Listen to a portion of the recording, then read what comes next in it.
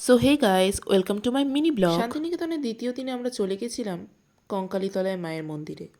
শান্তিনিকেতন থেকে বেশ কিছুটা ডিস্টেন্স হলেও টোটো করে আমাদের পৌঁছতে খুব বেশি সময় লাগেনি। তো এখানে মন্দিরে পৌঁছেই আমরা আগে পুজোর ডালি কিনে নিয়েছিলাম মাকে পুজো দেওয়ার জন্য। কঙ্কালীতলা মন্দিরে ঢুকেই চোখে পড়ল এক বিশাল বড় মন্দির চত্বর, যা পুরোটাই পাথর দিয়ে বাঁধানো। এখানে দেবীর নাম দেবগর্ভা এবং দেবীর রক্ষক ভৈরবের নাম রুরু। পৌরাণিক মতে দেবী সতীর অস্থি পড়েছিল বীরভূমের এই কোপাই নদীর তীরে। আবার কারোর মতে দেবীর কঙ্কাল পড়েছিল এই স্থানে। 51টি সতীপীঠের মধ্যে এটি একটি অন্যতম জাগ্রত সতীপীঠ হিসাবে পরিচিত। এই মন্দিরের সংলগ্ন একটি পুকুর রয়েছে, যার জল অত্যন্ত পবিত্র বলে মনে করা হয়। এই সেই বটগাছ যেখানে বহু মানুষ তাদের মনোবাসনা পূর্ণ করার লক্ষ্যে ঢিল বাঁধে।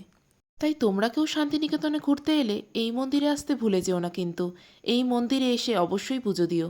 অবশ্যই তোমাদের মা মনস্কামনা পূর্ণ করবে। মন্দির ভালো করে দর্শনের পর আমরা এখানকার লোকাল মার্কেটটা ঘুরে দেখছিলাম। মন্দিরটা যেরকম খুব সুন্দর, তেমন মন্দিরের চারপাশের পরিবেশটাও ছিল খুব মনোরম। তাই বেশ কিছুক্ষণ মন্দিরে বসে সময় কাটিয়ে আমরা চলে গেছিলাম এখানকার লোকাল দোকানে ব্রেকফাস্ট সারতে।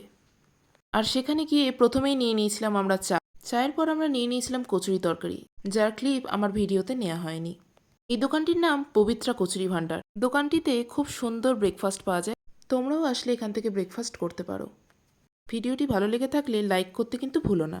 দেখা হচ্ছে নেক্সট মিনি ব্লগে। Till then, bye by.